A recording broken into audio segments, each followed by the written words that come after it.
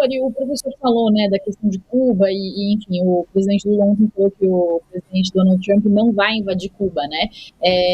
E você falou que não, porque de fato não tem os recursos nesse momento para fazer isso. Mas é interessante esse comentário que o professor fez, trazendo essa figura do Marco Rubio.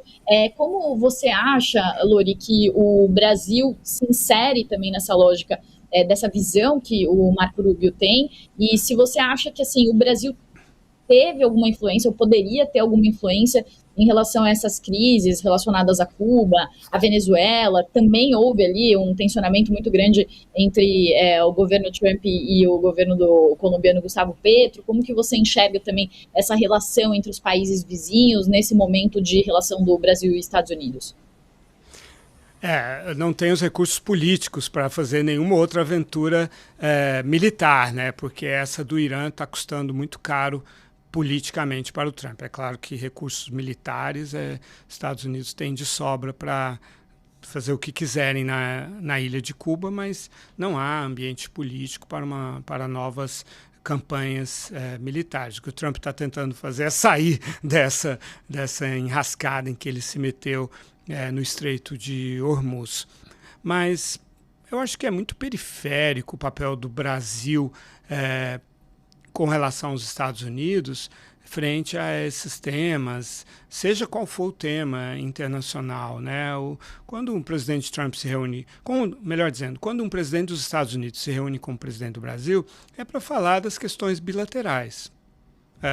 O presidente do Brasil pode vir e trazer todo o discurso, toda a poesia que ele quiser trazer, a visão transcendente que ele tem sobre a vida no planeta Terra, mas isso o presidente dos Estados Unidos, seja ele quem for, vai ouvir educadamente, esperar passar e não vai problematizar para não gastar mais tempo com isso. Então ele vai ouvir em silêncio. Terminou? Terminou. Tá bom. Então agora vamos falar de suco de laranja, vamos falar de minerais críticos, né? Então isso é uma demagogia, né? O presidente, claramente o presidente Lula quis se projetar na coletiva como um grande player mundial, né? Como um estadista. Ele tem todo o direito de fazer isso como político. A reunião foi muito boa para ele teve muita sorte, mas soube aproveitar muito bem a sorte dele, o timing da reunião, logo depois de derrotas no Congresso, né? E nada disso é mérito dele. Assim, foi o Trump que decidiu, mas enfim, ele soube aproveitar. Então isso tem que ser reconhecido. Ele poderia não saber aproveitar, certo? E tanto que eu te disse, a reunião não foi preparada. Isso é apuração. A reunião não foi preparada, não tinha uma agenda para essa reunião. Não houve reuniões ou conversas entre diplomatas brasileiros e americanos para definir a agenda da reunião. Foi um encontro entre dois presidentes e o Trump sabia muito bem o que queria, trazer o Brasil para a sua órbita dentro da aparência das coisas, da percepção, para ele dizer isso para a China, né? Mas, enfim... dentro desse quadro, foi uma reunião muito boa, não traz grande substância, a única substância que traz é o adiamento das tarifas, do tarifaço contra o Brasil. Mas, de resto, é pura espuma, pura percepção, e percepção é importante na política.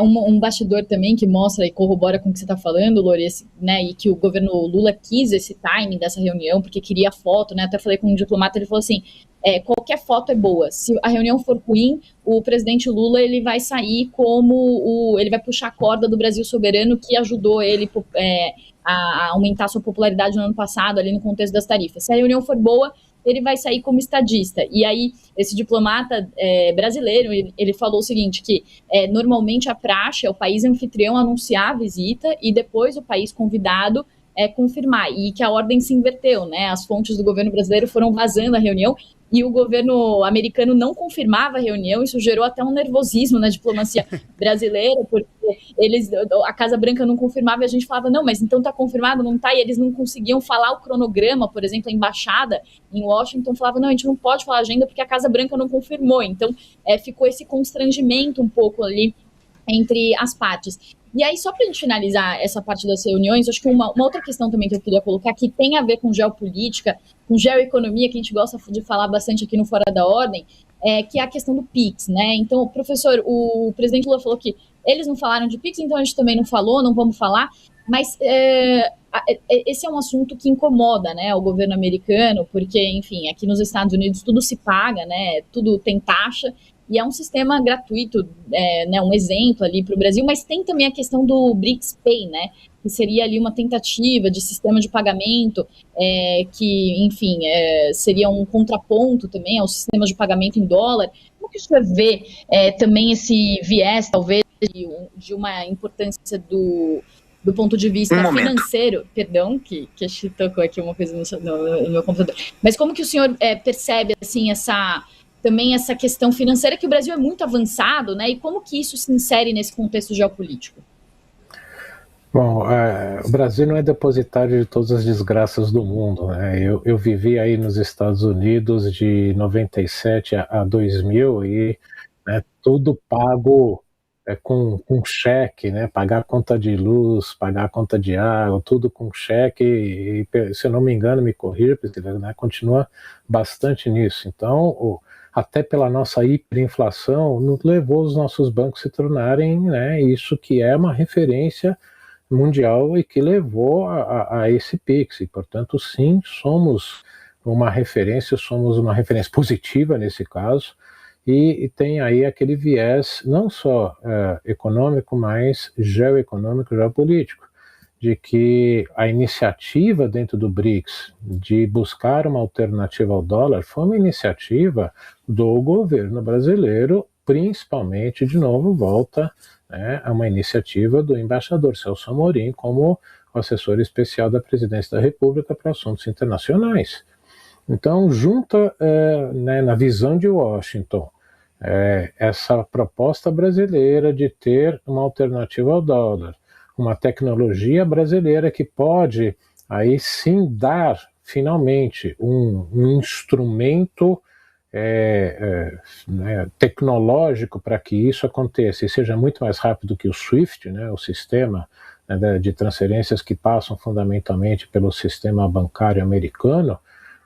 Isso sim é uma ameaça a essa hegemonia financeira tecnológica americana. Então, não ter entrado nessa reunião foi um ganho para o Brasil, porque, para mim, isso é um tema central. Para mim, é um tema central na visão do governo americano, e aí não é só Trump, não é só Marco Rubio, é todo o establishment financeiro americano de olhar para o Brasil com essas posturas e com essa tecnologia pode ser uma ameaça aos interesses americanos. Queria ter um comentário sobre isso, Lori, também. E só um parênteses, o pessoal que participa no YouTube aqui está elogiando muito as análises, a Isabelle falando sensacional a análise aqui do Lorival, também falando que Kissinger era uma figura controversa, mas a conversa aqui é sobre o Realpolitik. Lori, teu comentário. Não, acho que o Gunther disse tudo, realmente. Primeiro, o Pix é uma coisa sensacional, né, gente? Isso aí é inveja, né? Porque foi uma das grandes invenções recentes do Brasil.